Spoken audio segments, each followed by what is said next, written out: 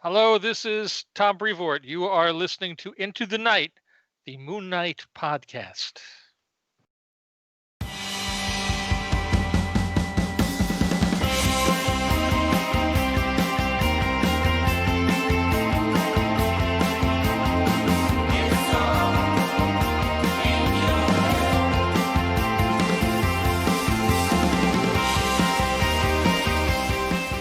Yes, welcome back, loony listeners. You are listening to Into the Night, the Moon Knight podcast. This is episode 150, a milestone for us. So this will be a very special episode.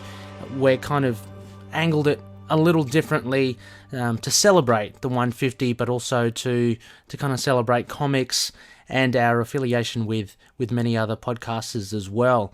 You're with your High Priest of Khonshu Rey.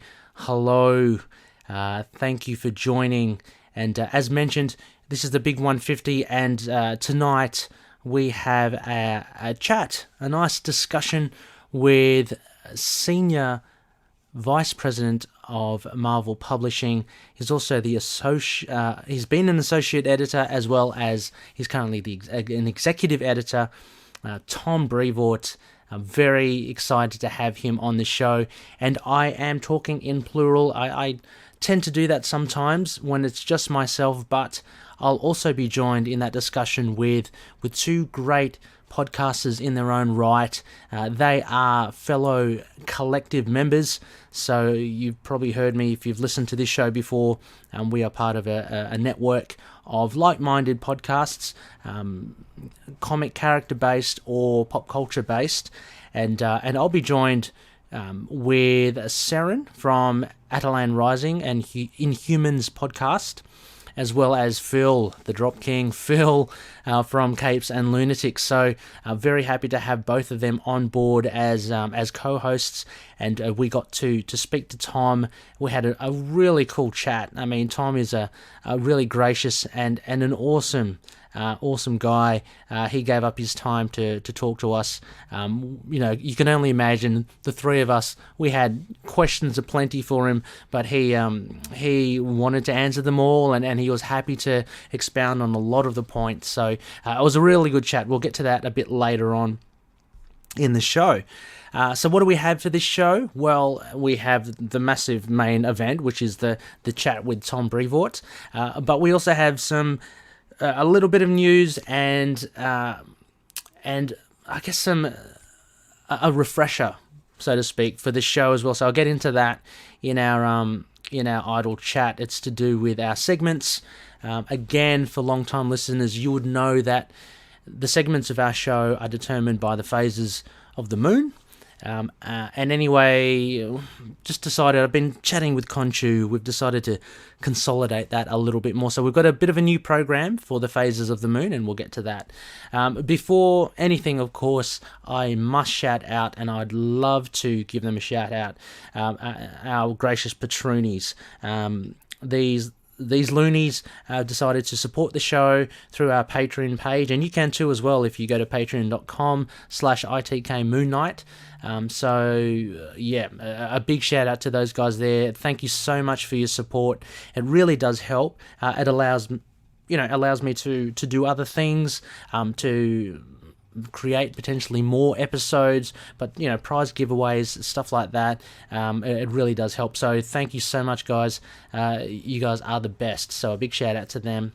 Also to a couple of our sponsors. Hello Headphones, empowering gamers to play at their best. Still doing it. Still doing great stuff with earphones and headphones. Go check them out.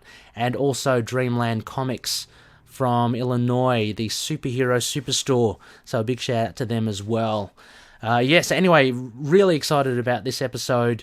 Can't wait for you guys to hear. I know we always kind of try to put things on for, have any old excuse to celebrate. So we had a nice episode 50. That was a great Ola with Jason Burrows and a message from Max Bemis. Our huge episode 100 had interviews galore. It had the introduction of our audio serial drama, The Hunt for Khonshu's Golden Scepter. That kickstarted that. They had a prize giveaway. That was so much fun to do. That was clocking in at 4.5 hours. If you haven't listened to it, go check it out.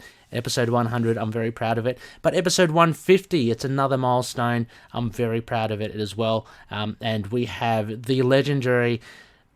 My gosh, you don't get, you don't get bigwigs like Tom Brevoort on the show that often. So I'm totally blessed, and again, very thankful for Tom's time. He was an awesome guy to chat with.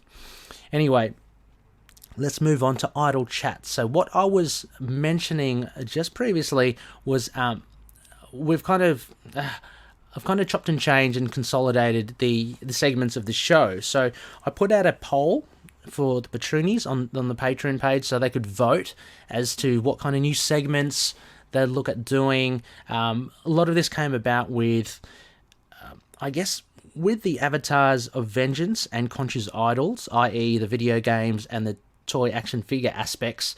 There wasn't enough to really sustain it. So what I wanted to do was to consolidate, I guess I'd call it merchandise for Moon Knight. Anything that isn't like comics or Moon Knight on film, I've dubbed now Khonshu's relics. And so I've got a little image here as well, and I'll post it up on the Facebook group and on Twitter, so you'll know now the new segments related to the phases of the moon. So I've changed one of the other big changes, the Isla Ra sessions, quite popular segment where I get loonies or people from the industry to come on and talk about their top 4 desert island books. The Isla Ra sessions are now going to be on a new moon. Then we have, I think these are unchanged, for the waxing crescent of the moon. We'll still have the Lunatics Modern Run review. And I've actually now kind of rationalized the modern and the classic.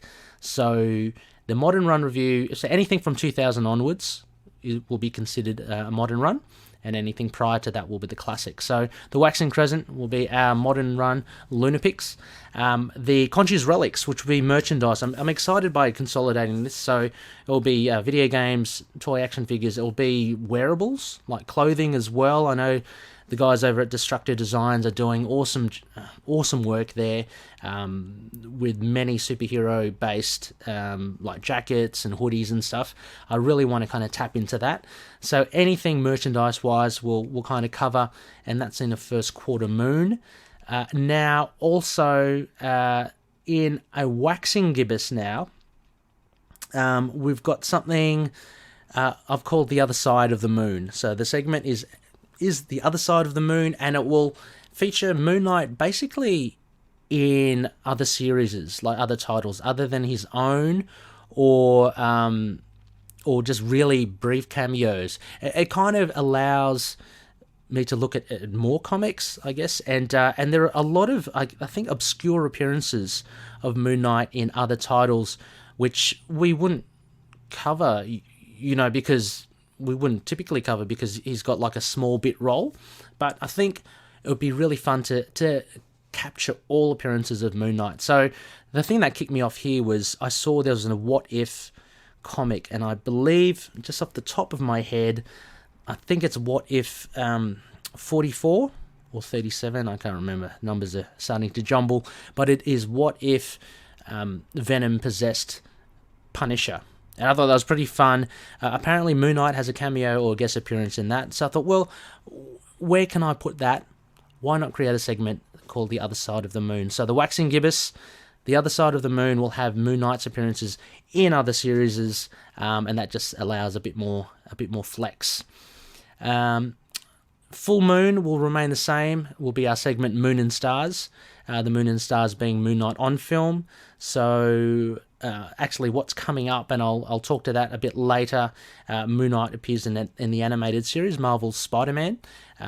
So stuff like whether Moon Knight appears in, animated series or his upcoming TV show or fan film, we'll cover that. We've already talked to a few amateur filmmakers as well, Kanu Batera and Alex Lumen, from YouTube MCU with their own Moon Knight projects, purely, for the love of the character. No, no profit was made or anything like that. So that will be Full Moon still, the Moon and Stars. Now, another new segment, so in the waning gibbous.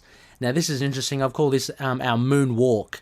And basically, this will entail a walkthrough or a read-through of one of Moon Knight's comics. It will basically be like an audio commentary, and what I'm hoping for patroonies in particular who have access to the video, it will be a page by page, just going through it and just not only just reading it out, but maybe commenting on stuff. So it's literally kind of like a panel by panel audio commentary, which I think is pretty fun. And look, I've got to admit, I've lifted this off the fine fellas over at the Quantum Zone, the Quasar podcast at Capes and Lunatics. Those guys do so much good work and a lot of fun reading through the Quasar comics. And I thought it would be fun to do with Moon Knight. But to maybe incorporate that with video, I think is an exciting thing to do. So then I think lastly, the last quarter moon will be retained over the moon, which is an arc review. So we will retain that. And I've got to let you know that the patroonies did vote for. I gave them about 6 options. They did vote most for retaining Over the Moon, which was an arc review. They voted for Moonwalk and for The Other Side of the Moon. So those are the newbies, so to speak. And finally, as mentioned a little earlier, Waning Crescent will be our Lunapic Classic review. So anything before 2000, anything to do with Moon Knight. Generally, I try to go chronological with that. So we are kind of going issue to issue for that, whereas the modern run, I tend to jump, only because it's otherwise you'd have to wait a long time before you could do, say, the Bendis run or the Vengeance of the Moon Knight. So I tend to just jump and do some arcs in the modern run. But in the classic run, definitely going chronological. So there you go, Loonies. That is an update with what is happening now post 150. I'm hoping to use this new, textbook for our segments related to the phases of the moon, and it should yield some pretty exciting episodes, I'm hoping. So we'll have to just wait and see how we go. Right, well, going on to White Noise.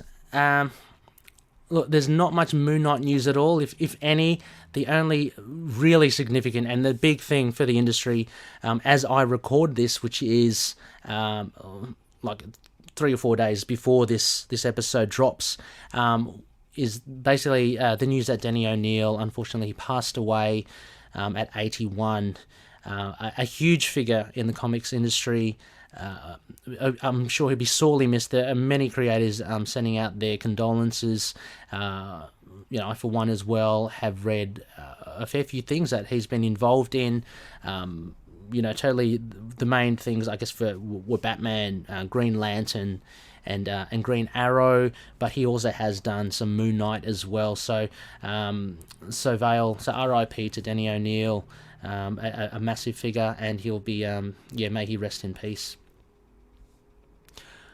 Right, well then, Loonies, I think it is about time now, without any further ado, as I always tend to say, I'm going to throw it now to our chat with Tom Brevoort. So again, I want to mention that I've been ably joined by 2 awesome people, Seren from Attilan Rising and Inhumans Podcast, and Seren's a huge Spider-Woman fan. If you haven't heard Attilan Rising, do yourself a favor, go check them out. They're really cool. I think they're reviewing the Agents of S.H.I.E.L.D. TV show at the moment. They did some stuff on War of the Realms, but they generally do a lot of Inhumans-related stuff, obviously. But Seren joins us. Very glad. First time I've been able to collaborate with Seren, so I was very excited with that. And also, Phil the Drop King from Phil the Drop King Perich from Capes and Lunatics. I've I've worked and collaborated with Phil a few times, and Phil has invited me as a co-host for a monthly Scarlet Spider podcast, which you've probably heard me mention. It's on the Capes and Lunatics Sidekicks banner, and it's under the Ultimate Spidey or Ultimate Spidercast. So at the end of the month, Phil, myself, and Matt, we go through the chronology of Ben Reilly in comics. But yeah, Phil's great. He's always great value to have.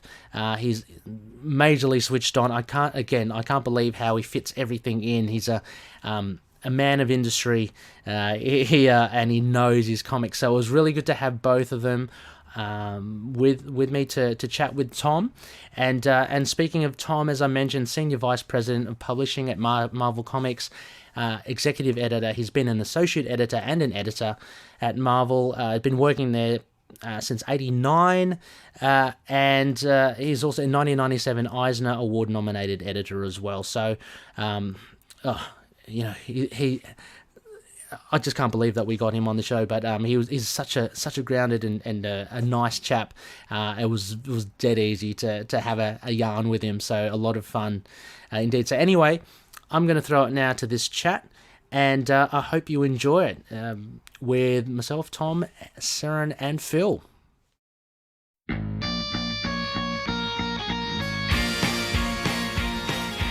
Yes, loonies, this is the High Priest of Khonshu Rey, and we have a very special thing happening for the 150th episode of Into the Night. I'm joined by fellow collective members Phil and Seren. How are you going, guys? Hi, I'm good. Great. Excellent. And Phil and Seren are with me to have a good old yarn with, look, if you read comics, you will know this name. We have with us Executive Editor as well as Senior Vice President of Publishing at Marvel Comics, Associate Editor. He does it all, Tom Brevoort. Tom, welcome. Thank you. Nice to be here.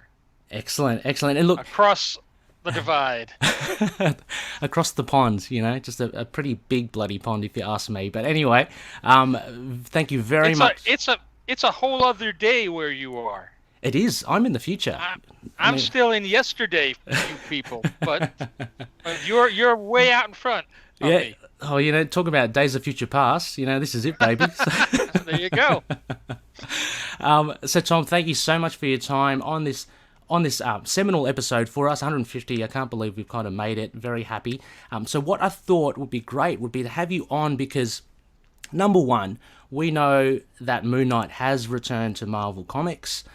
He is currently in the Avengers run, which I know that you're editor on as well. So I thought it'd be great to pick your brain not only about Moon Knight in comics and in the Avengers run, but then just kind of open it up with comics in general. I know Phil and Seren are chomping at the bits.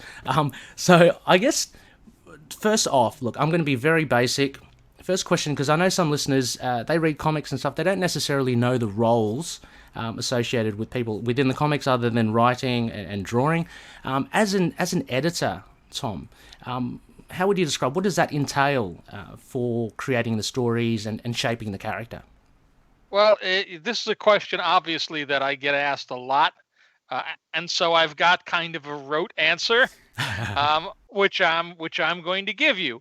The editor on a comic is sort of the equivalent in an abstract sense as of being the coach and the manager of a ball club, which is to say the editor doesn't go out on the field and play the game, but the editor gets to decide who does play the game.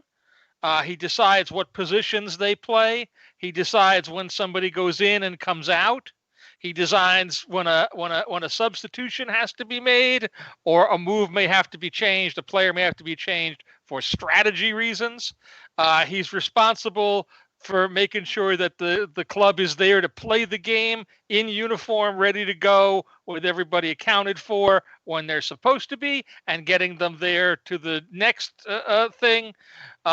and making every decision that's involved in putting all of this together.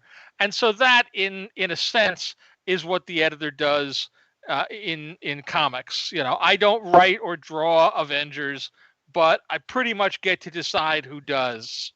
And I can, I can have an influence, on what stories are told, how those stories are told, what characters are in the Avengers at any given point. That's awesome. What characters come out.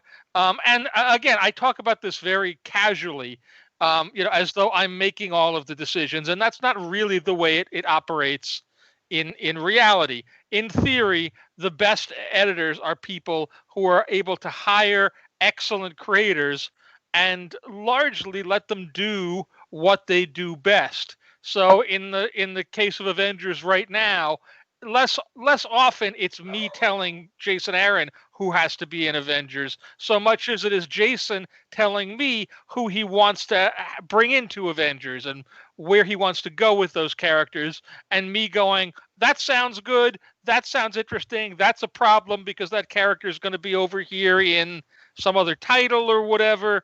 And working with Jason to make those stories, as good as they can be. So while in theory, in the abstract, I have infinite godlike power over these things, in actuality, this is a collaborative process, a collaborative medium, and your comics and your stories are only as good as the creators who are making it. I tell the editors up at Marvel, as I teach the younger generation about what this job entails. The creators are the stars. The creators are the performers on stage who are singing and dancing and acting and doing that. And the editors are the people backstage running the curtains and making sure the costume changes happen and the flats come out when they're supposed to. And you're really not supposed to even be aware that those guys are back there doing that. It's not a job where you're supposed to be in the spotlight.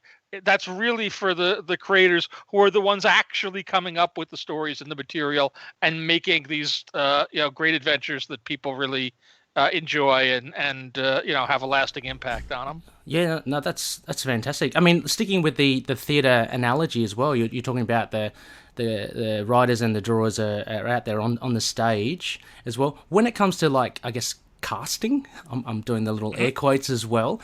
Is it a bit of a mix of do you target a particular writer and or artist, or do you get like proposals like sent to you and then you pick out this is interesting where we think this character will go, or it tends to depend. There's no one way. Theoretically, at any given point, again, I can use a solid example. Recently, a couple of years ago, we brought back the Hulk. We had killed Bruce Banner, and in the Avengers Weekly that I edited, we brought the Hulk back, and we were going to be launching a new Hulk series after that. I was going to edit that and launch that book, and I had to figure out who was going to be the creative team on that title. And so in that instance, I had a couple of ideas because the Hulk had been around for a while and the book had been only performing so-so, not just in the run right immediately before that, but for a couple of runs. And so I kind of sat down to collate my thoughts on what I think a Hulk book needed at that particular moment. And so I wrote up a document, and I think it's been reprinted in the hardcover collection of Immortal Hulk that came out. But that just kind of said, here's kind of the thing I'm looking for. And then there were a couple of people who expressed interest in doing the Hulk. A couple of creators. Obviously, Al Ewing ended up being the person who actually did it. But in addition to Al, there were one or two other folks who were interested. And because this was the case, I don't typically... My style tends to typically be, I know who I like and who I want for something, and I go to them and go, hey, would you be interested in writing the Hulk? And if so, what are your ideas? Come up with a pitch and let's go. But in this instance, because these people were all creators of a certain stature, like they were all good people in our organization, any one of whom working on the Hulk would have been a real triumph. I went out to them and said, "Here's the thing I wrote up. Let me send that to you, just so you've got a starting point as to what's in my head. Pitch me your Hulk thing, and it'll be the best person wins." And we went back and forth, and people sent me in their pitches, and I responded to them all. And ultimately, at the end of that process, Al Ewing and what Al wanted to do was the one that I felt was the strongest and the most likely to work, and so I went with Al. But it very easily could have been somebody else.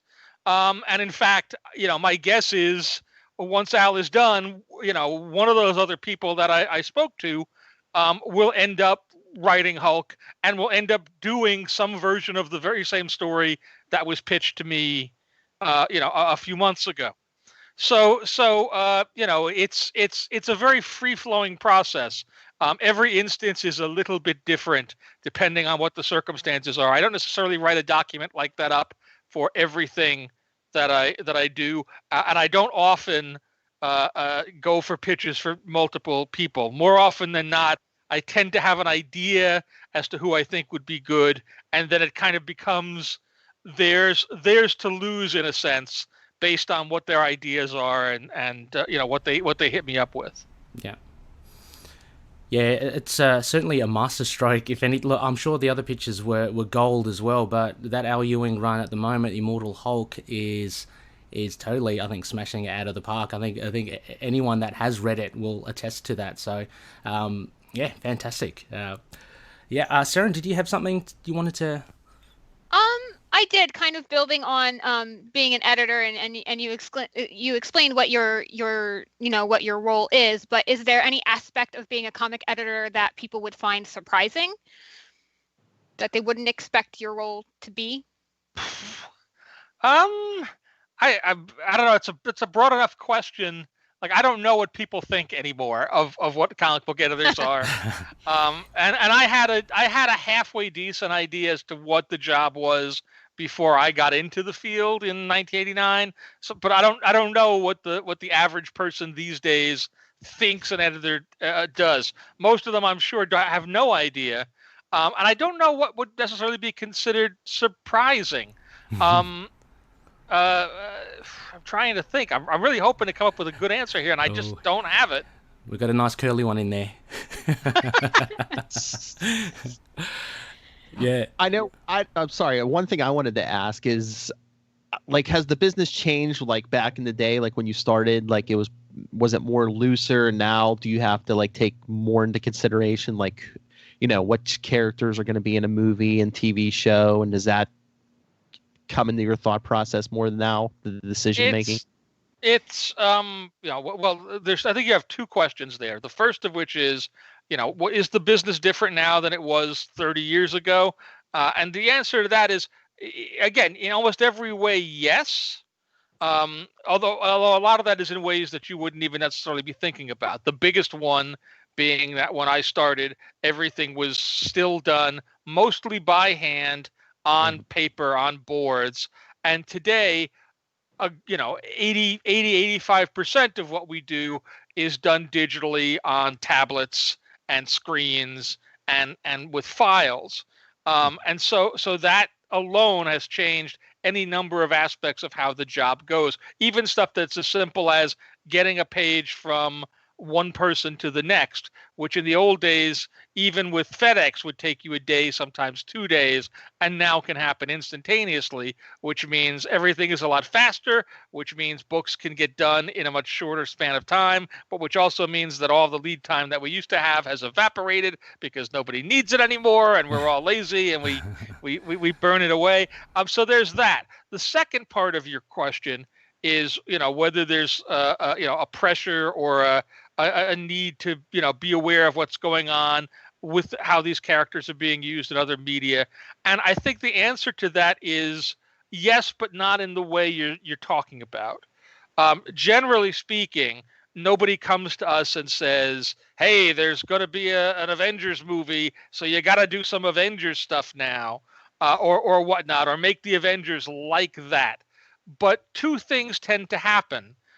when media projects are announced. One, everybody on Earth knows about it, and that includes the people that are working on the comics. And so if there's an announcement that there's going to be a Doctor Strange movie coming out, suddenly 6 guys show up with their best Doctor Strange idea going, hey, maybe this is a good time to launch a new Doctor Strange series, and I've got the perfect pitch for that.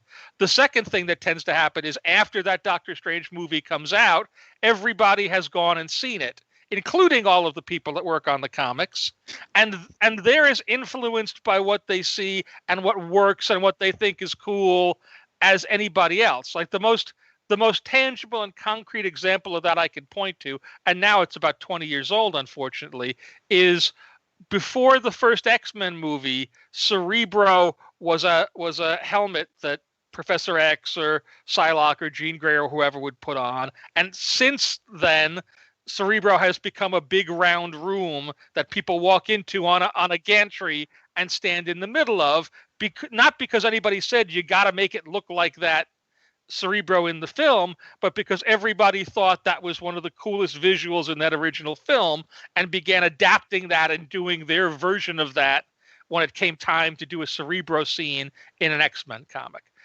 It's a very symbiotic sort of relationship, but the way we view it in publishing and editorial is our job is to be at the forefront. Our job every month is to do stories that 2, 3, 5, 10 years from now, Marvel Studios and Kevin Feige and all the guys there can be turning into films and TV shows and whatnot, that it doesn't really help anybody if all we're doing is parroting what they've got going on. Again, there's always going to be a cross influence that goes back and forth.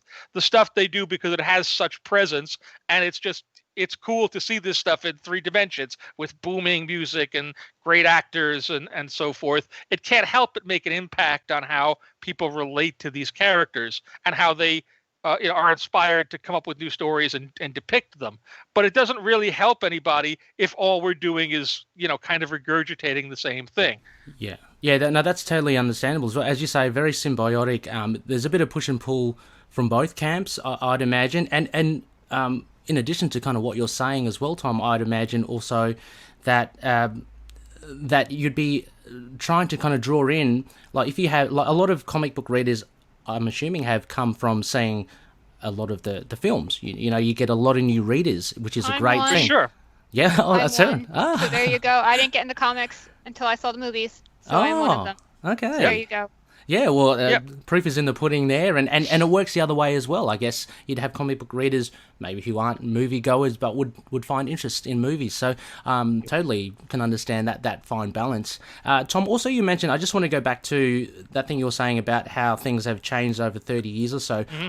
I'd also think that with things being so accessible now, a lot of international talent would be a lot more easier to engage because you have the likes of Al Ewing. I just remembered reading a foreword of one of these comics. I can't remember. It was about Neil Gaiman and how he had to, FedEx and post stuff, and things got lost in the mail.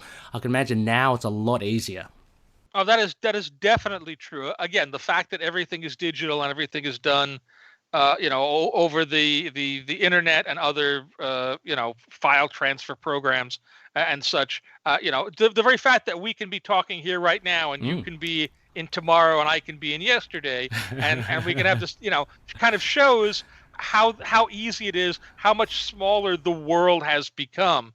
By the time I came into Marvel in '89, we had creators that were scattered around the world, but not as many of them and not as far away. Most of the Marvel creators of that period, '89, I think would have been in North America, if not the United States. And there'd be the occasional outlier and so forth. But generally, it was a very domestic talent pool. And over the years, as it's become easier to find talent and easier for that talent to work on the stuff that we're doing on our schedules, and even to overcome things like language barriers and time differences, it has definitely become a much smaller planet in terms of creators who want to do work for Marvel and the ease with which that's the case.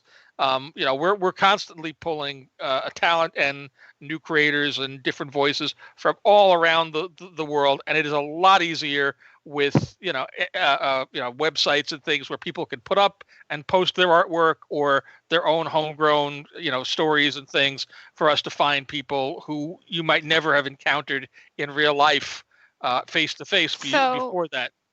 That kind of leads me to a question too. So you say like people put things on like on websites and things. So do you guys like go like, is that how you found like Carmen Carnero or Perry Perez or Herman Peralta? Like, do you like go on to those sites or ArtStation and find them, or like how do you go about finding them? Are there particular sites, or do you like put out ads? Like how did you find like Carmen?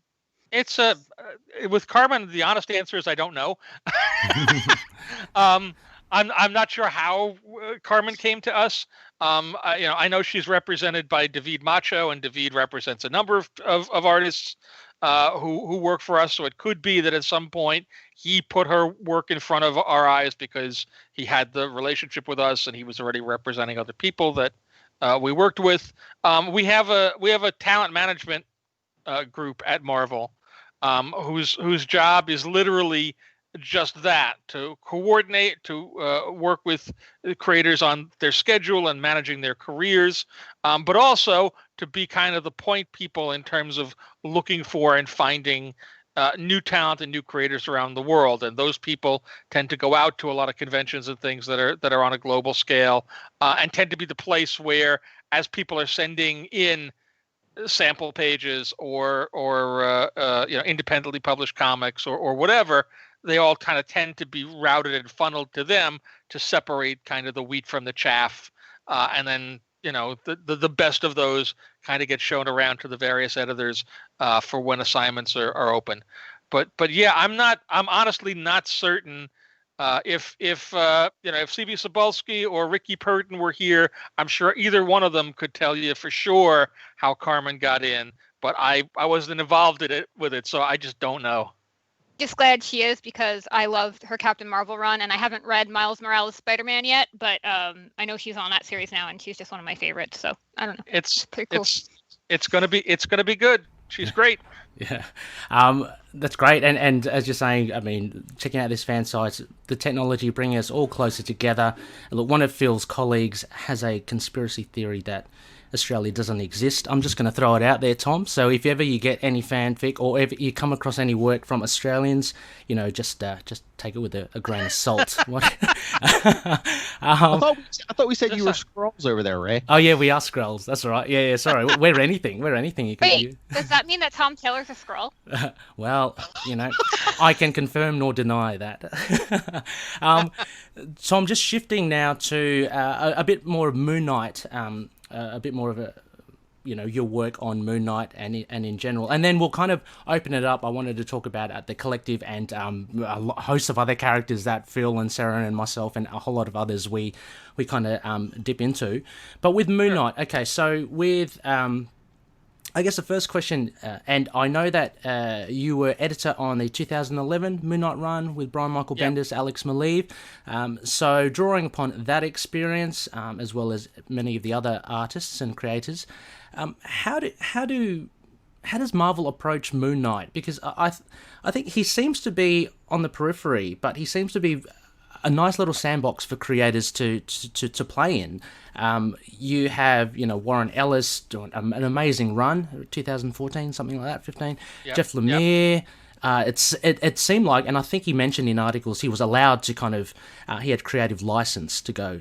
Similar, I think, with Brian Michael Bendis. So with your, I guess, editing around that 2011 era.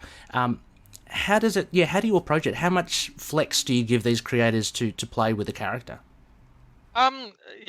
This is a question that's not specific to Moon Knight, but that kind of is applicable to any character. Best idea wins. Which is to say, If somebody has an idea or an approach for a story that sounds interesting, that gets people excited in the office, that makes people want to read it, that starts sparking ideas from other people, those tend to be ideas that catch fire and then happen, and then either come out and galvanize and excite the audience, or don't hit quite right, or they're the wrong idea at the wrong moment, or they're the right idea at the right moment, and they're big and huge and wildly successful. I could talk about Moon Knight in the abstract, but I don't know that I could specifically say, well, with Brian and Alex's Moon Knight, we were trying to do this so much as it was, they were interested in doing Moon Knight. Brian had this new approach to the character, which was to play into the notion of him having multiple personalities in a different fashion, kind of swapping out the Stephen Grant and Jake Lockley approach for putting Spider-Man and Wolverine and Captain America in his head as a sort of one-man Avengers that would guide him through his various adventures and give him different levels on which he could play. And then also, moving him out to Los Angeles, giving him a new area to be active in, and trying to switch up what was being done with the character or what had been done with the character before, while still kind of retaining the essential Moon Knight-ness of that. And that was, again, a relatively radical approach. Certainly, more so than maybe not so much Warren's, because Warren's was radical in a different way. But Jeff's following up on Warren's it feels like it's coming from the same place. And then Max's following up from Jeff also kind of feels like a continuation. It's not the same story, and it's not guys doing exactly the same thing, but it's the same kind of a thing. But Brian's was very much trying to do something different with the character.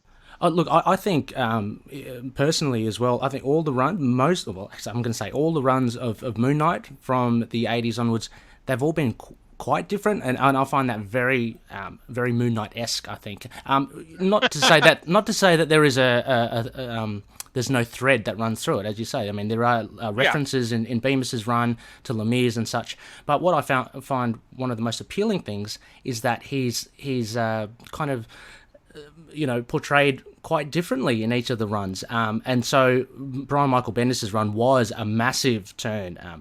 And you'd have we call them loonies, Moon Knight fans. Right. A lot of them, had dividing opinions on that run, and some others as well. People have a particular favorite kind of Moon Knight, I guess.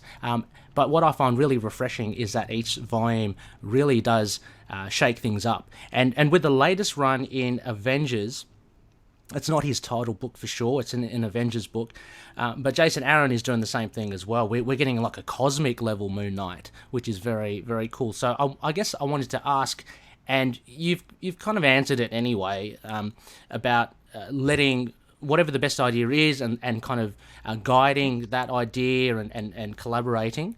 But is there any, I don't know, is there any future plans by establishing Moon Knight as a cosmic level character? Because he's very different from his street level. Right. I think it's all going to depend upon how this plays out and how it is all received.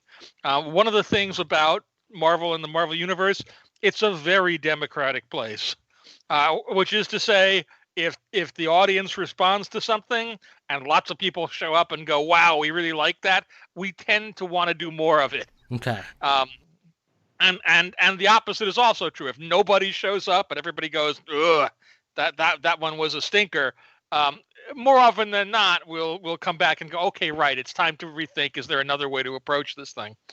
But certainly, Jason's version of Moon Knight and the way he is played in Avengers is almost by necessity different, because the premise of that story, beyond all of the stuff that goes on, is it's Moon Knight versus the Avengers. It's Moon Knight, the one person with no powers and nothing but his wits and his belief in his god Khonshu, not just wanting but needing to take down the Avengers and to steal their powers for this greater good that he knows has to be accomplished. And seeing him do that and watching him go through these gyrations and so forth, hopefully makes the character seem particularly cool and awesome in a way that people will respond to. That's one of the things that Jason is very, very good at doing. Whether the character is Moon Knight or Wolverine or Blade or Thor or pick a character that Jason has written. He's very excellent at coming up with those beats and those moments, and he really has a great affection for Moon Knight. So he's definitely going to give the character in this story his all. Javier Garrón, who came on to Avengers with this, is really doing a phenomenal job all the way through. He's a real keeper. He's terrific, and also the most positive and upbeat man in comics. He doesn't just send it a page; he sends it a page and a delightful report of what he's been watching and everything that's going on in his life and so forth. Nice. And they're lovely. He is a lovely human being. And so again, hopefully this is a story that people dig. It's big and crazy and awesome and ridiculous. That first chapter that you have now seen is a pretty good indicator of how the rest of the 5 issues are going to play out. It just gets bigger and more bonkers and bananas from there. But certainly Moon Knight gives a good accounting of himself. Yeah, oh, absolutely. And the big takeaway for me is Khonshu being established as this massive force, which I really do love. Well, seemingly, I don't know. There could be, something down the lines as well. Tom, before I'm going to just go through a couple of questions from some loonies quickly, and then I want to throw it to Phil and Seren because we're going to open it up with some collective stuff. But I've got a couple of questions. Again, we might be retreading a bit here, but I wanted to give a shout out to Jonathan, one of our loonies. He says, "Do editors consciously loosen control on less prominent characters like Moon Knight?" So, as we mentioned, like the Bemis run, and will this change with the upcoming TV series? So we spoke earlier about that synergy between the two. How do you see that with this TV series coming up? I don't think there's anything conscious about it. Like that there are quote unquote lesser characters, and so you can be more willy-nilly about them. People are no less anal about a Spider-Man story than they are a Moon Knight story or a 3D Man story. 3D Man, love it. yeah. If you're that's kind of the spectrum, the Marvel spectrum. If you're editing a story featuring any character, you want to try to depict that character truthfully. And truth is sometimes subjective, and there can be different aspects or different angles to what is true, what is real. But things have to fit the characters that they are about, and that's kind of the guiding principle that any editor will have with the books and with the characters that they're doing. That having been said, characters that are going to be of greater prominence may have more eyes or more people paying attention to them, and therefore more people that have to be convinced of the rightness of a given story than something else. And certainly in the umbra of something like, I don't know, apart from Marvel Studios saying that at some point they're going to be doing something with Moon Knight, I don't believe anything has particularly been announced in terms of what or when or whatnot. I can't really speak to any of that. That's not my area. But as that gets closer and more details become available about that, it is likely that people who are working on Moon Knight stuff are going to feel the influence of that. Not because of people from the inside, but simply because they're aware that people in the world are about to see a Moon Knight that's like whatever thing they're about to do in the film or on the show, and therefore they may be influenced either to tack into that or to play against that and go, well, they're going to do left, so we're going to do right. It depends, but it's not. Again, it's not like there's any greater, tight grip on all of this stuff. There's the same amount of grip on everything, and hopefully it's a benevolent, beneficial grip. Although I'm sure there are times when that's not the case if you happen to be the person being grabbed. I guess either we are very much looking forward to the show as well. But as you mentioned as well, the influences of just being able to attain all this information through the media as well will kind of influence both parties in some way or another, or if at all, even by default, as you say, they go the other way. That's a reaction to it. Yeah. But again, if they cast, for the sake of argument, if they cast Bushman tomorrow, chances are whoever's playing with doing Moon Knight stuff is going to go, oh, that means Bushman's going to be in the show. I should move up my Bushman story. Yes. Because it's going to be relevant now and people are going to be hungry for it. So there is a yin yang push pull component, but it's less defined as somebody saying, hey, we're about to reveal our casting for Bushman, so you guys better get a Bushman story into the stores or anything like that. No, for sure. Look, just a couple more questions on Moon Knight, and then I think I'll throw it to Seren and Phil as well, just with some more characters. But this is another one from a fellow High Priest, Rebecca, and she asks, Tom, is there any editorial input into referring to Mark's mental health and using DID and not schizophrenia or loony or mad? I guess the term and the particular use of that mental health, I guess how conscious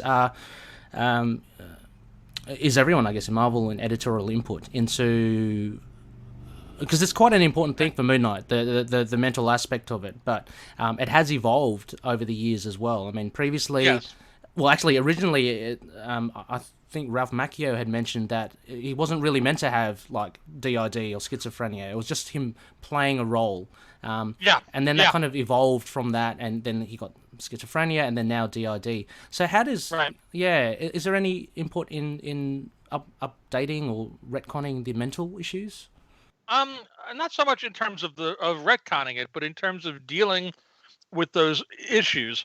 You want to make sure as a creator and as an editor that you're doing whatever story properly, which is to say you're kind of getting your facts right.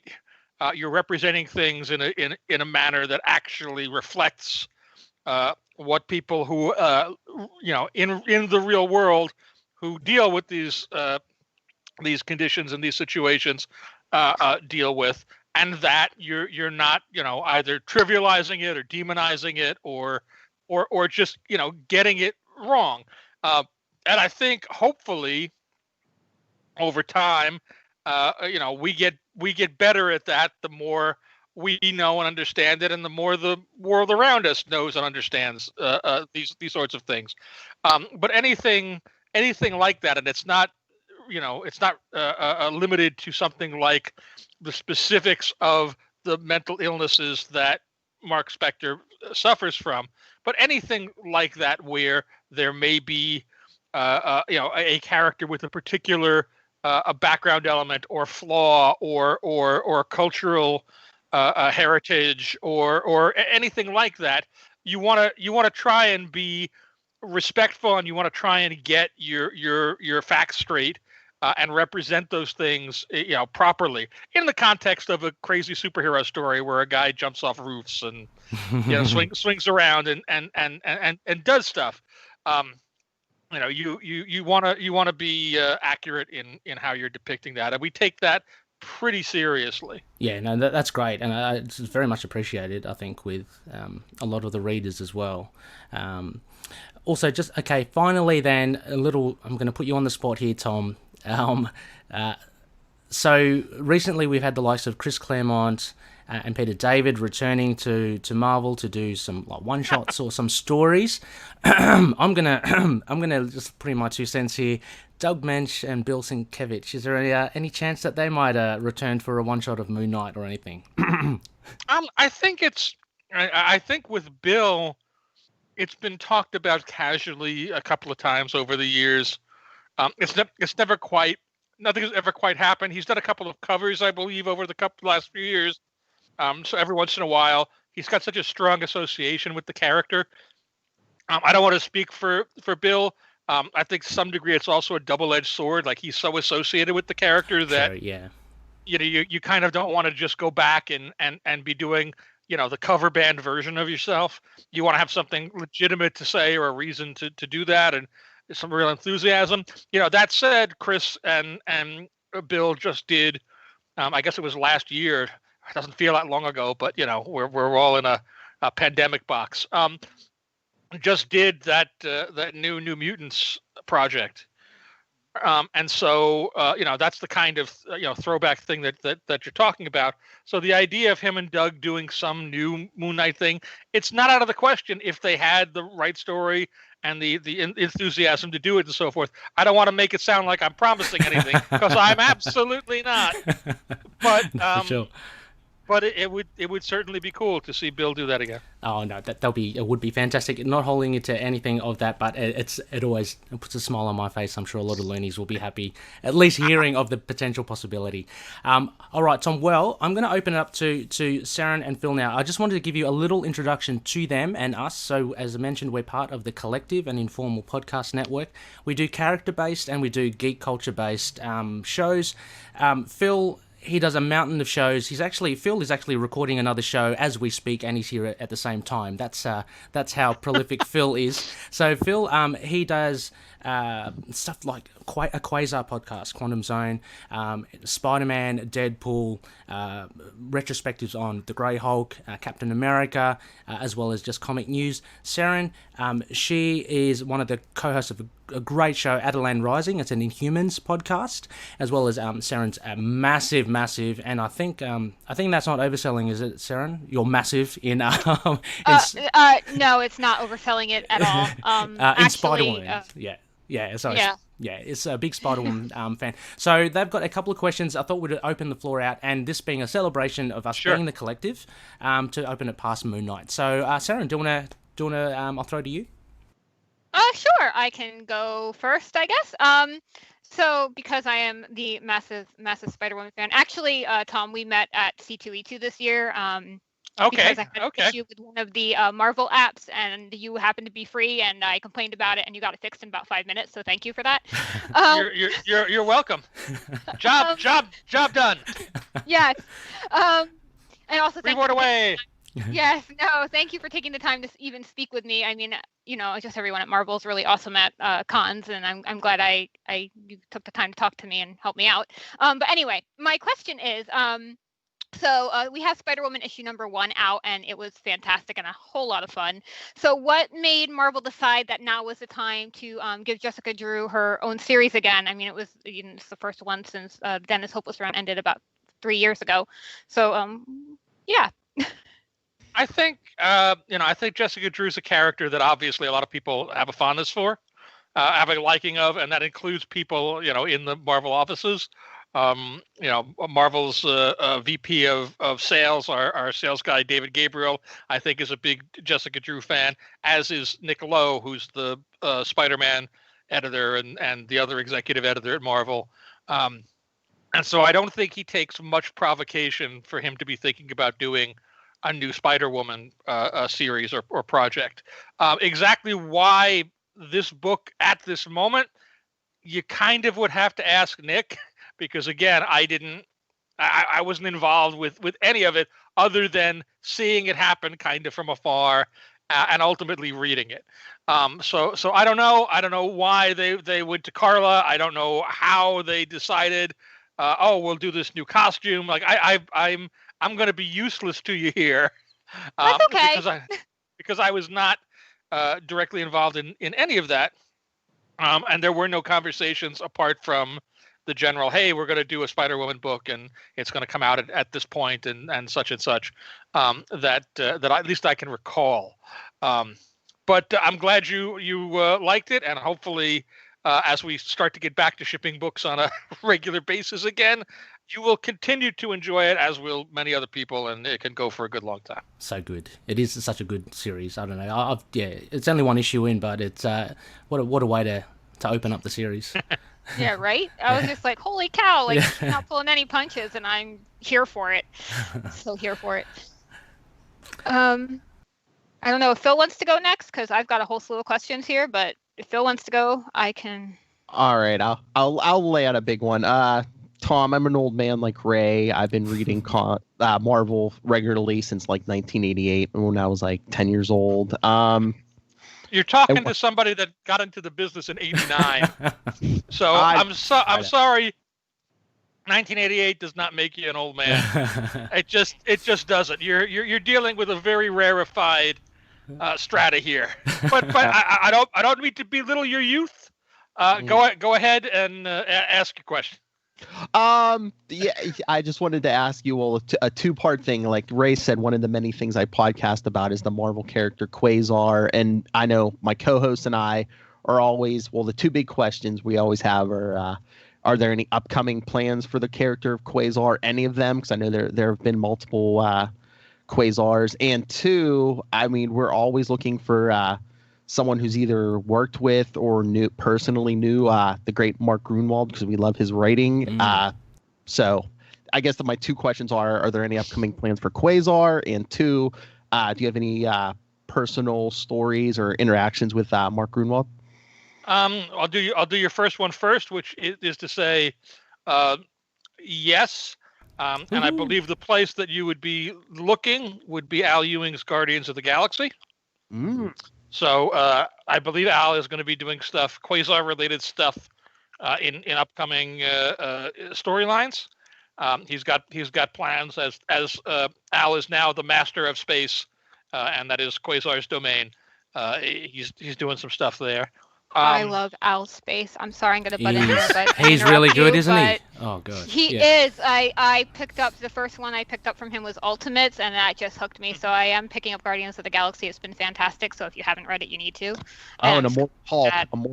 Immortal Hulk, yeah. Oh, yeah, absolutely. Right, and then Mark. I knew Mark, and I worked with Mark for a number of years. Not so much on Quasar specifically, although I read Quasar all during that period. I work with him more on things like the Marvel Universe Handbook and the Amalgam DC crossover and things like that. And Mark was up at the offices. He was the executive editor, so he would teach classes every week that I would go to that were assistant editor classes, which is kind of the same thing I do now, but not as well. And Mark was constantly around and a presence. So, the question, do you have any Mark Gruenwald stories, is such a broad question because, there's nothing but Mark Gruenwald stories. Mark was, and I don't say this lightly, there's a vision people have of the Marvel bullpen. And that's a vision that Stan kind of invented in the 60s and 70s as he wrote the bullpen pages and the letters pages and so forth, that made it feel like, it's like this crazy clubhouse where a bunch of guys are all getting together and having a good time and making comics and coming up with all this crazy stuff. And you get to the real Marvel, and not that it wasn't and isn't a fun place and exciting and creative, but it's not the version you have in your mind. It's not that version that Stan, told you about, except for Mark. Oh, Mark lived that version of his life, and that version of the Marvel bullpen. He was very much the spirit of that Marvel bullpen all the days until his passing in 96. And he embodied that not just for himself, but to everybody else, in the building and on the floor. He was always at the head of Halloween parties and Christmas parties and get-togethers and so forth. But beyond things like that, they were just the stunts and videos and things that he would do routinely, and like 72 different stories are kind of fighting in my head to come out of my mouth now, because Mark was just a litany of this. Like, he lived being a Marvel editor. Not that he didn't take the job seriously, because he took it very, very seriously in a certain way.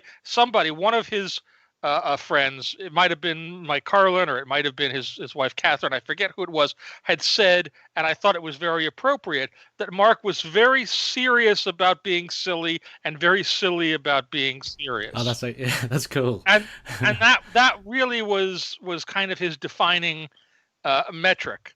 He was devoted to the minutia and the architecture of the Marvel Universe, which is why he was behind the handbooks and the indexes and all the stuff that tried to quantify every piece of how everything fit together in this cosmology. And a lot of that informs, particularly in Quasar, where he would use the character to explore and to play with these different aspects and areas of the Marvel Universe and express his different ideas and thoughts as to how things worked, or how they connected, or how they interacted.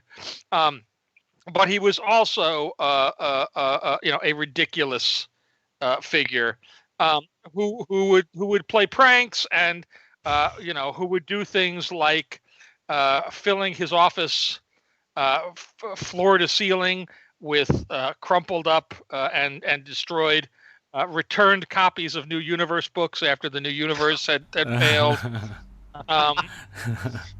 There's a couple of Wow. you can probably find them on YouTube. At this point now, 10 or 12 years ago, I posted Mark filmed everything, and I got access to a couple of things that he shot, and I posted one or two things. It's not really a lot, but there's 2 or 3 videos.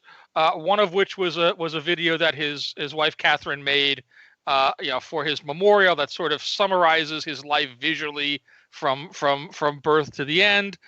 There are a couple of videos of him in the Marvel offices goofing around. There's stuff from his cable access show that he did with Mike Carlin and Elliot Brown, Cheap Laughs. And these are all, as far as I know, they're still there on YouTube, unless somebody's come along and taken them down. So you can go and, if you look up Mark Grunwald on YouTube, they'll probably pop up somewhere, I don't know if right at the top, but somewhere, early on in stuff. And nothing expresses Mark better than Mark. Oh, I think that is way better than any just one story you can give, Tom. Just remembering Mark, Phil and I, at least I can't speak for Seren, but we are big fans of Mark Grunwald. Just his writing, the way that he was wanting to establish the cosmic universe in Marvel, just brilliant stuff. Oh yeah, just the Quasar, and I mean, I hold anyone's version of Captain America, I hold up to Mark Grunwald's Captain America. It's kind of and I hesitate to even bring this up or mention this, but if Mark were here, he would want it brought up and mentioned. As part of Mark's last will and testament, he wanted his ashes mixed in with a Marvel comic, and that was the Squadron Supreme trade paperback, and I put that together back in 96, 97. And in fact, they brought us, Mark's ashes in a plastic container that was marked very, very humorously, temporary container. And my assistant at the time, who was also a close friend of Mark's, Glenn Greenberg, took a photograph that he had of Mark and taped it onto the outside of the box. And so it's this little milk container sized box. And so they took that to the printing plant and, poured the ashes and so forth and brought the box back to me. They gave it back to me. It's still in my editorial office. It's still there. It sits, on a corner of the desk. So in a sense, there's some remnant or residue of Mark still at least tangential to Marvel and the Marvel Universe and everything. Again, it's a little creepy and weird and morbid, but the fact that it will make people uncomfortable is exactly what I think Mark would find funny about it, and therefore I have no problem saying it and looking like a goon and a lunatic. He certainly sounds like a character. Seren, is there a... I do have several other questions, but I'm not sure I could top that one.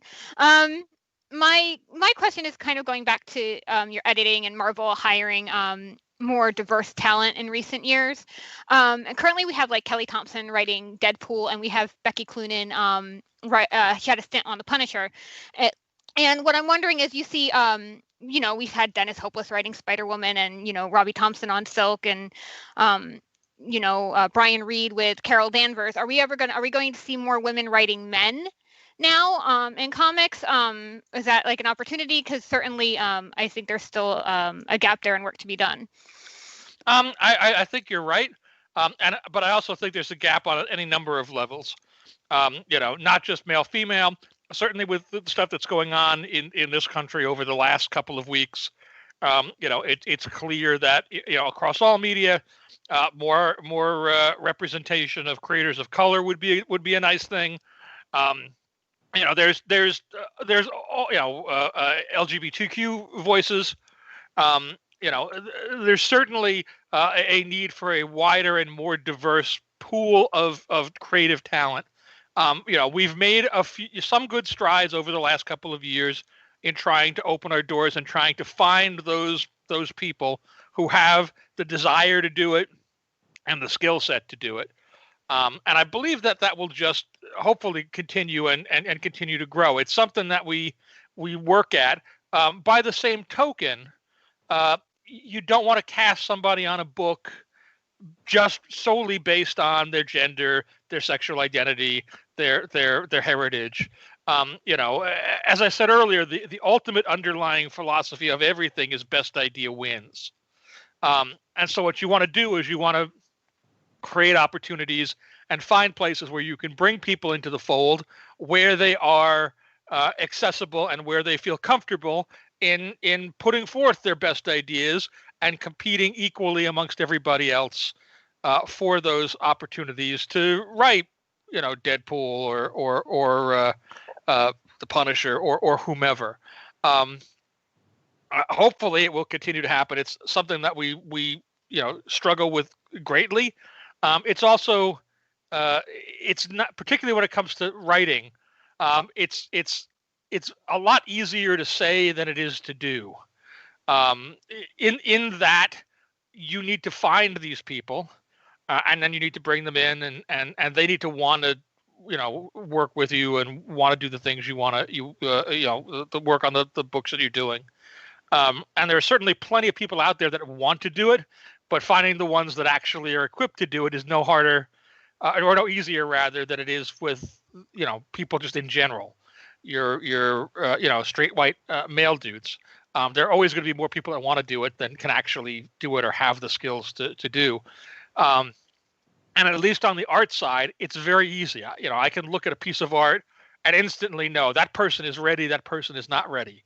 That person is great. I want that person to do a cover, a story, or whatever for me. When it comes to writing, it just takes more time. I need to read whatever somebody has written or created, and it just takes longer. So it's a lot harder to manage simply because the time investment is so much greater. But yes, hopefully we will continue to see more women writing, at Marvel, and writing male characters and writing female characters and writing probably some aliens and maybe a couple of dogs. Yes, so that sounds great. Well, actually, the dog question, I'm going to usurp Phil's time. The dog question leads me into a second question that's completely random. If you were to put together a hypothetical Pet Avengers team, who would the team consist of? That's a good question. Wow. That is a good question. Pizza dog. Yes, I'm gonna cheat out on this big time. If I suddenly was motivated and went, I need to put together a Pet Avengers team, I would just call Chris Iliopoulos up and go, Chris, we want to do Pet Avengers. And then probably we would talk, and I imagine he would use some of the characters from the old Pet Avengers that he really loved, and we would probably bring in new characters, maybe Jeff the Land Shark, because he's there and has an Avengers affiliation already, or whatever other newer characters there might be that would be fun to play with. But I would just go to Chris.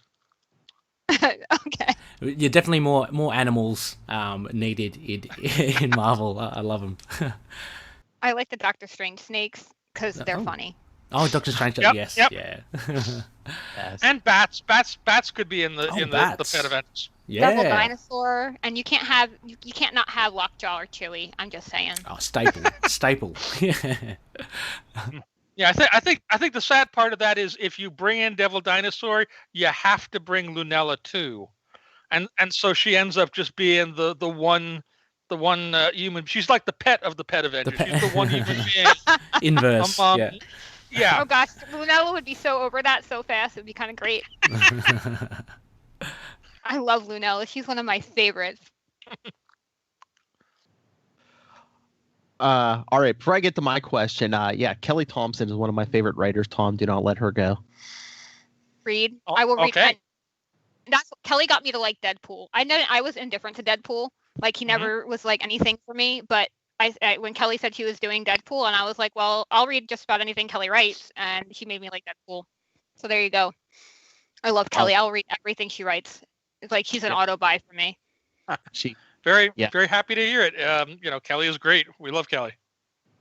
All right. Another old man question. Tom, is there any chance of bringing back anything, either Mayday Parker Spider-Girl or even do mid-90s Untold Tales of Spider-Man? I love that series. Well, I edited Untold Tales of Spider-Man. Yes. I'm not sure you knew that. Maybe you did. Yes, I did. It was a long time ago.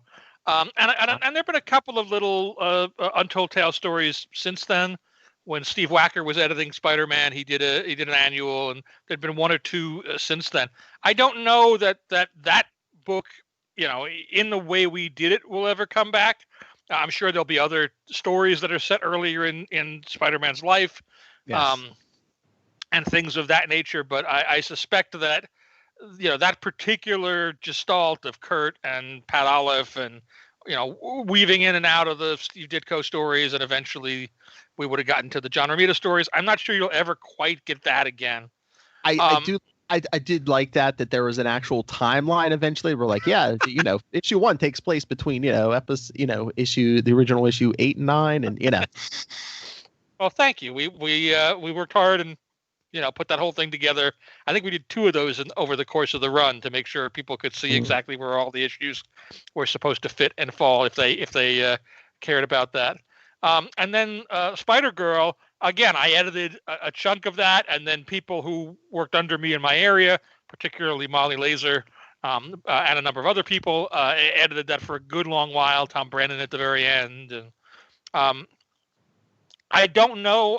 Again, I think it's not impossible that we would see future Mayday Parker stories.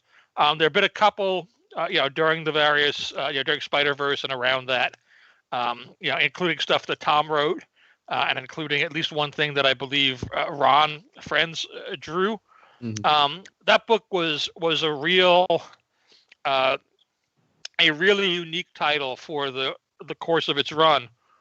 Because the audience for it, like yourself, I assume, were so dedicated and so devoted to it that every time it faced the specter of cancellation, they were able to turn things around and keep it alive through an enormously successful coordinated effort, the like of which no other series in Marvel's history has ever seen before. It was really something to watch, and the Spider-Girl fans of that era really do set the benchmark in terms of bands who were dedicated and committed, and who didn't just express their frustration at a given situation or what was going on in the field, but worked actively and positively to create a positive outcome, and they did it again and again. And that book ran, I think, 130 issues once you count between the original 100 and then 25 Amazing Spider-Girls and the end at the end and a couple of other things. I'm sure. And that's I'm sure Phil's read every single one of them. Oh yeah, they're downstairs. Yeah. Oh yeah. Yeah. Sorry, Tom. I cut you off there. Yeah, that's Ray, all right. So anyway, I just wanted to say, well, maybe just Seren, round it off with maybe just the last couple of questions from both of you. So I know this is going to try and wrap two kind of different questions into one. One at C2E2, Silk ongoing was announced. Is that still on the table? Obviously, right now, with the pandemic and with the the various lockdowns and things, our output has been curtailed a little bit. Our intention is, yes, to do a Silk ongoing. Right now, though, we're not even at the point where we're publishing all of the regular books we're doing. We're not publishing Captain America right this month, and so we're going to have to slowly build back up to make sure that the direct market can support and sustain all the things we're doing before we go out wider. So like a number of other books that we've talked about and even announced and in some cases solicited as coming out that haven't yet seen the light of day. And hopefully they all will once the situation resolves itself and we can put them all out. Yes, absolutely. Our intention is to do a Silk series. It's just the universe has gotten in the way of our plans, and we're going to have to retrench until we can make sure we can actually get it out and make it work. Phil, you want to go? Yeah, I probably just have one more question. I won't narrow you down to one, Tom, but what are like some of your favorite projects that you were a part of, either as a writer or an editor? Well, most of those are going to be as an editor, and it's impossible. Again, people ask me these kinds of questions all the time, and I'm the worst at this. For all that, I'm a really big fan of things that I've done. Enough so that I got a spinner rack over in the corner here in the room that's filled with copies of comics that I edited. I'm not so backwards looking that I'm really focused on stuff. Like I've worked on a lot of things over the years, and a lot of pretty cool things. And as soon as I mention one, there's suddenly 20 others that I feel like, well, that's also pretty great, and it just kind of gets unwieldy and difficult. My pat answer, and I've used some version of this for years, and I've amended it a little bit in recent years, is that my favorite thing that I worked on was the Mark Waid and Mike Wieringo Fantastic Four run. Ooh, yeah. And that in recent years has been equaled by the Dan Slott, Mike Allred Silver Surfer run. Yes, that was a beautiful book. Was an amazing run. Yes, I gotta say. So those are my two favorites, but there are tons of comics that I put out that I really like. Some of which have stood the test of time very nicely, and they range all over and have a huge, wide-ranging audience. I suspect that my obituary will say editor of Civil War. Oh yeah, yeah. That will be the thing. That's there because it's probably the highest profile thing. Either that or Winter Soldier. But there are so many things. I did Justice League Avengers. I did all of Brian Bendis's New Avengers with a bevy of super great people. I did Secret Wars with Jonathan. I did, years before that, Avengers 1.5 with Bruce Timm and Roger Stern. And I've done all kinds of things and just tons and tons of books. So I can give you some. I'm honestly, I'm more interested in hearing what your favorite thing that I've done is, or stuff that you liked that I was involved in, because I like hearing good things about me too. Tom, look, I just got to say, I did a bit of homework before as well. I went to Comic Books Database just to look at your portfolio, and I think it's 229 pages of stuff that you've been involved in. So I think when Phil asked you, I was thinking in my head, oh my gosh, you've got a lot of work to select from. That's the thing. I tried to nail this down. I was at the list today too. I mean, I was That's just like a novel in and of itself. Yeah, absolutely. Well, I've been doing this for 30 years. 30 years this year. So that's a lot of comics. Yeah, absolutely. Age of Ultron as well. I'm trying to think of it. And Deathlock early on, I saw. You involved in which he Deathlock with Dwayne McDuffie and Greg Wright. Yeah, exactly. Yes. And of course, more recently, the big for me, the big ones were the Marvel 1000, which was a really fantastic idea of bringing in all those writers and artists. Thank you very much. Yeah. And Savage Avengers as well was another one that I saw. Yeah. Seren, any other last questions, I guess, before we wrap this up? I guess I'll just ask one more. Although I literally have like 7 other questions I could probably ask you. Are they quick? I'm go. Yeah, ask your 7. I got no problem. Okay, go. ask that. You going to go? Okay. Go. I know we have the Inhumans taking a bit of a break, and just because I do love the Inhumans, they're part of also the reason why I love comics so much. Any plans? I know they're kind of on a break now, but do you plan on bringing them back? I think they could have tied into Empire so well, and I'm kind of sad that they're not going to have a place in Empire. Yeah, sadly, Donny Cates killed so many of them. I know. That guy is a menace. Is a ruthless. Menace to life. Yeah, he's. I'm really upset about it. We've not abandoned or forgotten the Inhumans.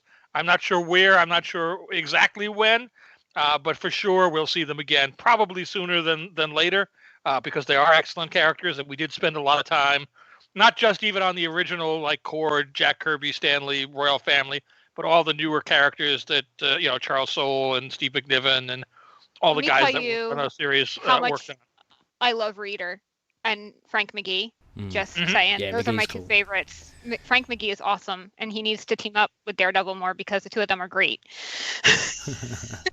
You're in Charles Soule's pocket right now, boys. I am. Yep. I am. I guess my last question is I'm just gonna jump right to this one. I know you're a comic book editor. Your whole life is editing comic books, but what's currently on your pull list? Because I'm assuming you do have one. Good question. Quite a lot. Actually, I mean, right now, not so much because there haven't been any comics coming out. Right. But I'm of that rare breed that when it was possible, I still went to the shop every week, every Wednesday, usually in the morning. Midtown Comics is situated between where my train comes in and where the Marvel offices are. So in the morning, I'd walk up, go into Midtown, get my books, and go. In terms of what that is, typically I don't have to buy Marvel stuff, and for the most part, I don't have to buy DC stuff either. That we get we have a trade program with DC where we get the DC books and they get the Marvel books, reading copies and so forth. Again, that hasn't really been the case for the last couple of months because we've all been on working from home and out of the office. But that typically is the thing. So if I'm buying something that's a DC book or a Marvel book, it's because it's something I really want to read that second. And that tends to be more the DC stuff because if I want to read a Marvel thing, I can just go up on our servers and pull the copy down and read it and go, oh, okay, so that's what House of X is, or that's what is going on in Chip's Daredevil, or whatever the case may be. Yep. Daredevil is fantastic. It is awesome. Yes. Yeah. But I'm still reading a good chunk of kind of the what I think of as my classic DC core books. It takes a hurricane to get me off of following Flash just because of my attachment to the character. So I'm always reading Flash. I'm reading pretty much all the Bryan books, so the 2 Superman titles and Legion and Young Justice and so forth. I'm reading Grant's Green Lantern. and then an assortment of Image and Independent and other people's stuff, like from everywhere.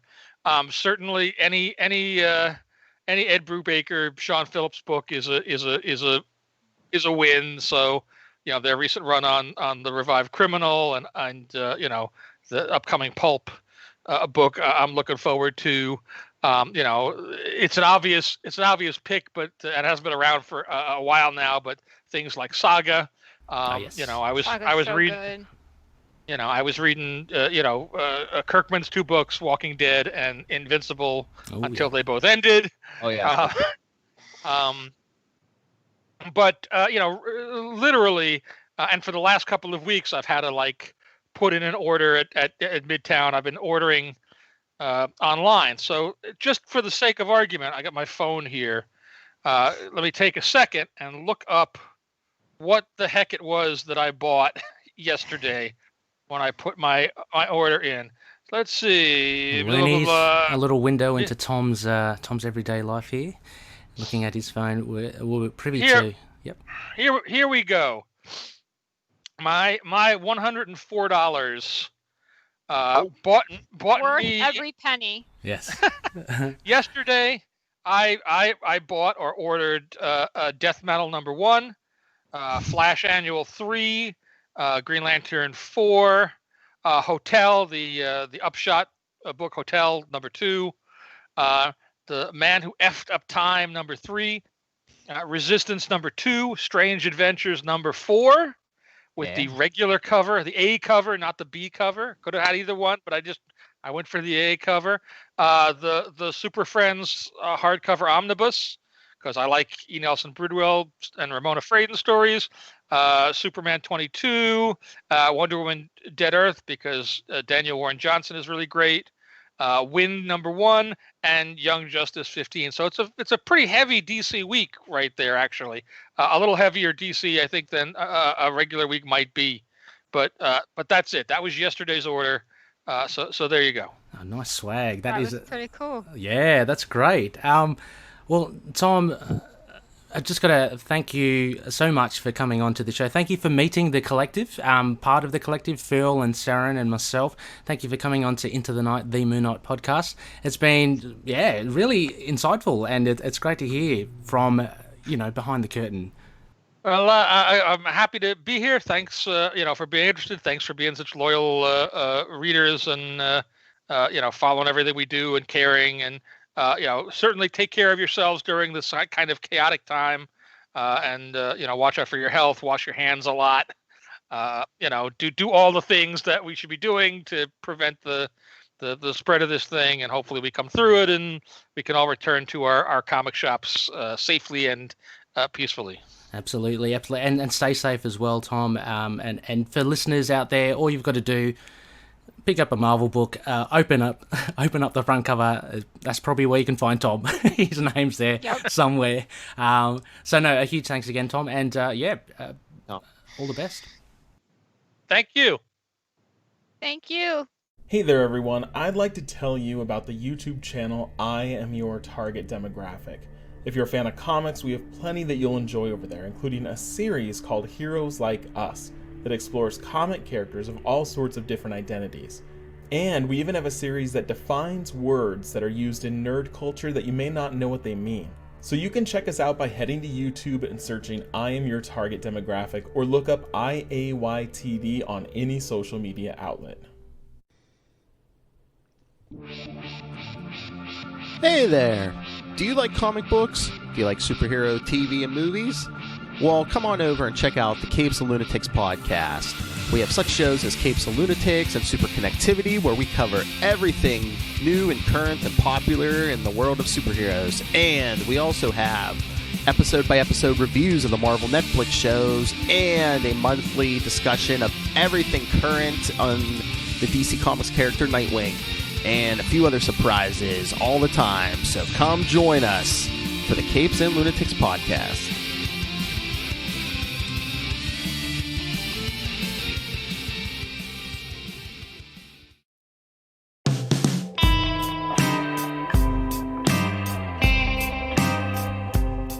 Yes, welcome back, Looney listeners. You are listening to Into the Night, the Moon Knight podcast. This is episode 150.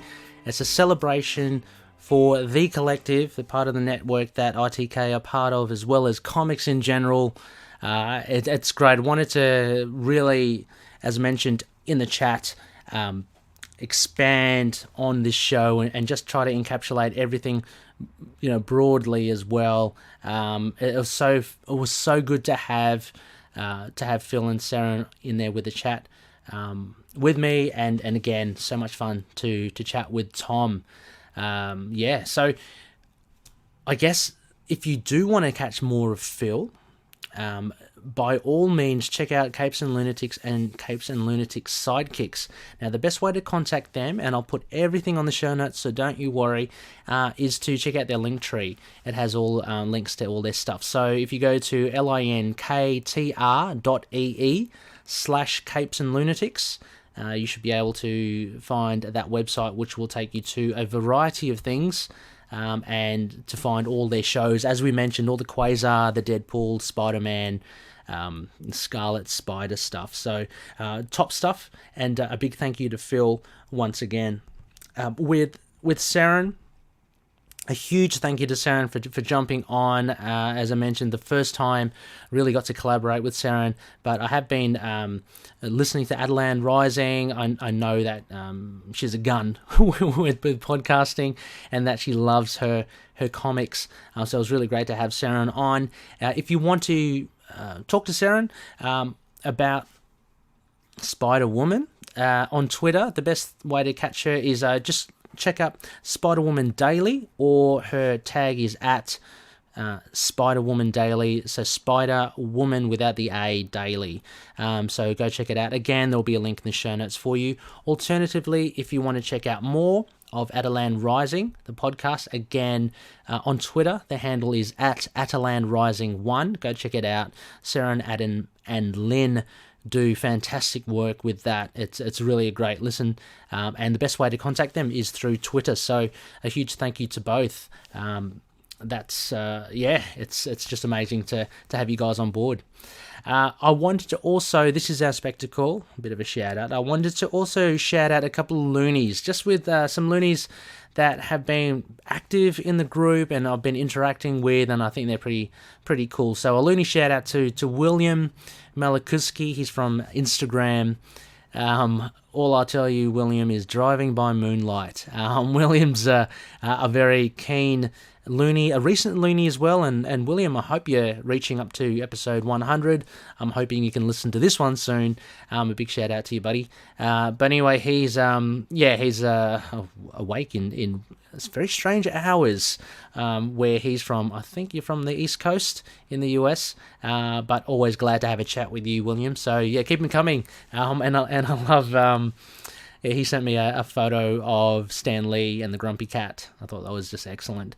Also, another loony shout-outs to Giovanni, Brian, Dustin, John, Josh, Alex, Brian with a Y, Darren, Phil, Raymond, Daryl, and Robert for posting stuff in the group, just either their collections, some news articles, their thoughts, and even art commissions, and sharing it in the ITK community. As mentioned in previous episodes, as Tommy mentioned in last episode, what really I think is a great thing that's been formed from this podcast is a great community on Facebook, and just Looney fans just sharing with each other. So a big shout out to you. Thank you very much. Again, Loonies, keep it coming. It's great to see it. It's great to hear your thoughts. Moving on to, I've retagged this. I'm not sure if I've mentioned it before. Nightlines. I ripped that off again, another comic. It used to be Mooney Missives, which was, again, I think from the Lemire run. With regards to feedback, and look, not much feedback in many of the platforms. I did get one from YouTube. Again, a big shout out to Chris Kelly, aka CMK72. Beep boop beep boop boop. Chris is awesome, and I hope, Chris, you appreciated. I got in that question to Tom Just snuck that in there about Bill Sienkiewicz and Doug Mensch. I hope you enjoyed that. Anyway, Chris mentions this is to do with episode 149. He says, great episode, great insights on this divisive issue.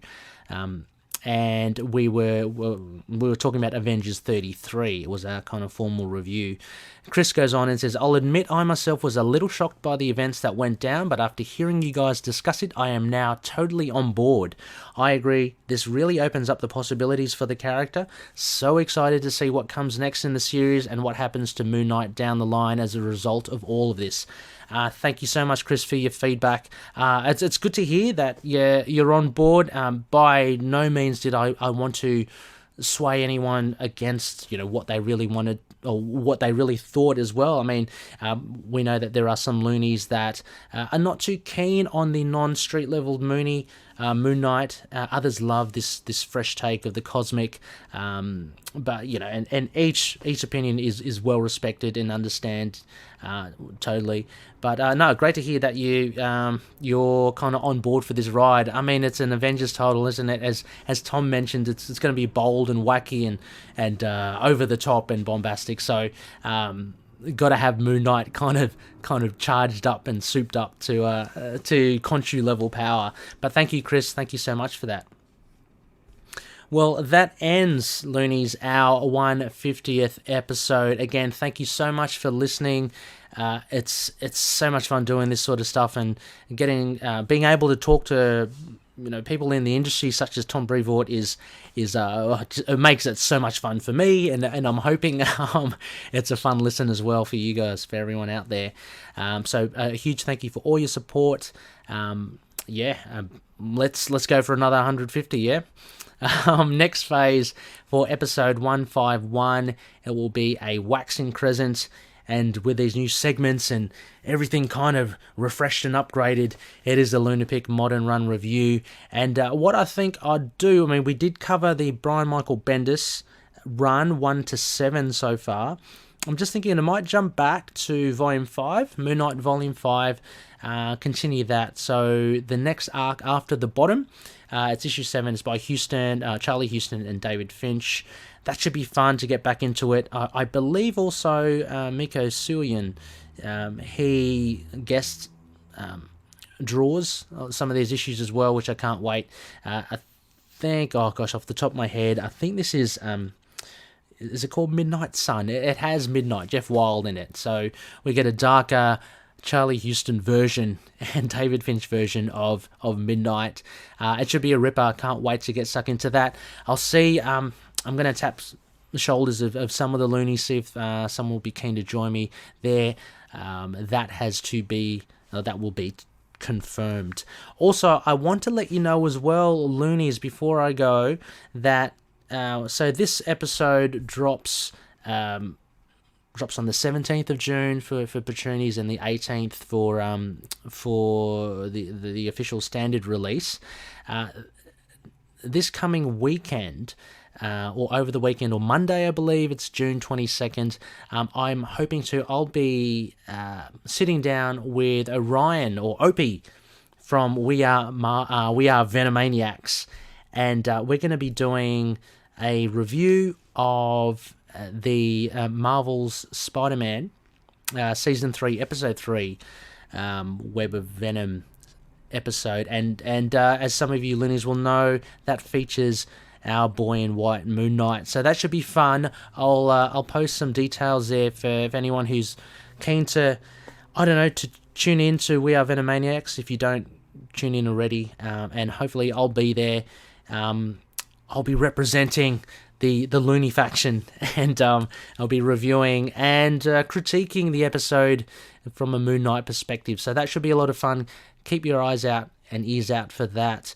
Later on, I'm sure there's a full moon coming as well. What I am hoping, because also around this time, I think on the 23rd of June, I've got just a reminder. There's a watch party I've set that up. There's an event. Just check it out if you are in the Facebook group community or if you have access to the Facebook page. Check it out. There's going to be a watch party. We're hoping to get as many loonies as we can, and we're going to do a watch of that episode, Season 3, Episode 3 of Marvel's Spider-Man. It should be fun, and what I'm hoping to do is maybe incorporating that commentary into an audio commentary for one of our later episodes once the full moon hits. So that should be a lot of fun. Check out the details on our Facebook pages and groups. So finally, I guess, as I round out to this 150, typically, please check out our Patreon if you haven't already, patreon.com/ITK Moon Knight. You too can be a patroonie and be privy to a lot of incentives. So I'm hoping to make it definitely worth your while. Look, even $1 will get you a nice monthly digest that comes out, where you get to know what's in store for the upcoming month. You get a lot of news about the show. Check it out. Plus, you'll get a shout out, and and other tiers will grant you, I guess, a co-producer or executive producer credit. You'll be privy to video releases, all that sort of stuff. So it's again, a huge thank you to everyone involved or supporting us already. A huge thank you to all who are listening to us. That's great. But please consider Patreon and see if we can expand the show.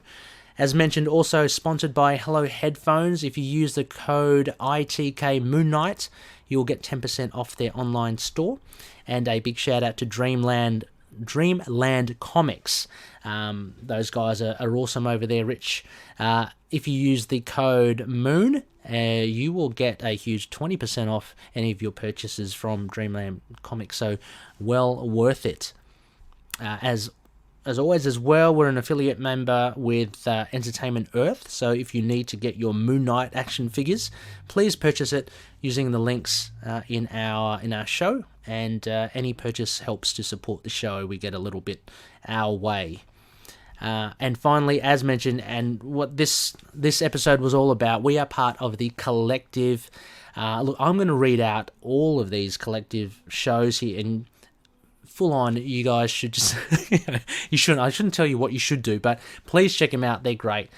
So as mentioned, Attilan Rising and Inhumans Podcast, Capes and Lunatics, a whole swathe of shows within there, Spider-Man, Deadpool, Quasar, all that.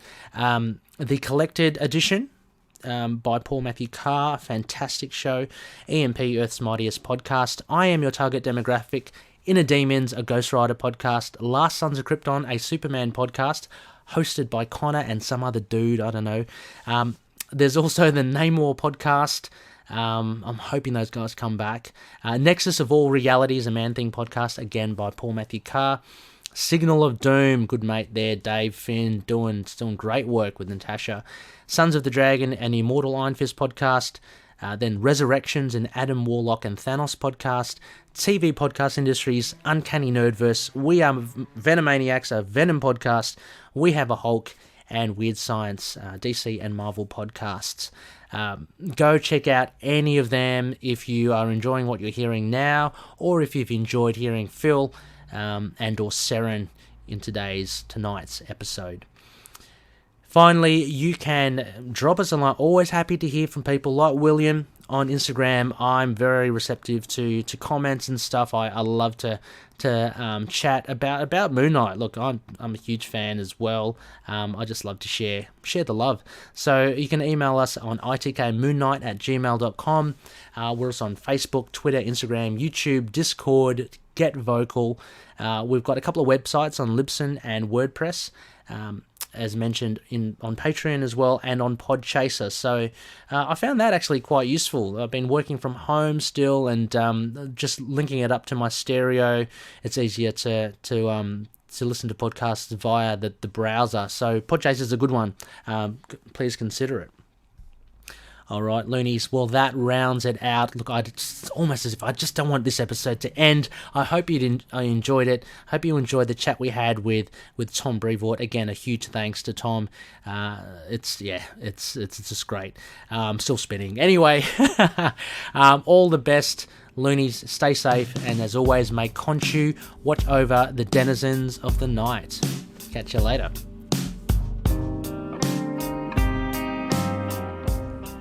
Moon Knight and affiliated characters, stories and events are properties of Marvel Characters Incorporated. Materials used and discussed within the podcast are intended for critique and review purposes only under the fair dealing concept of the current Copyright Act. The views, information or opinions expressed during the podcast are solely those of the individuals involved and do not necessarily represent those of the copyright owners.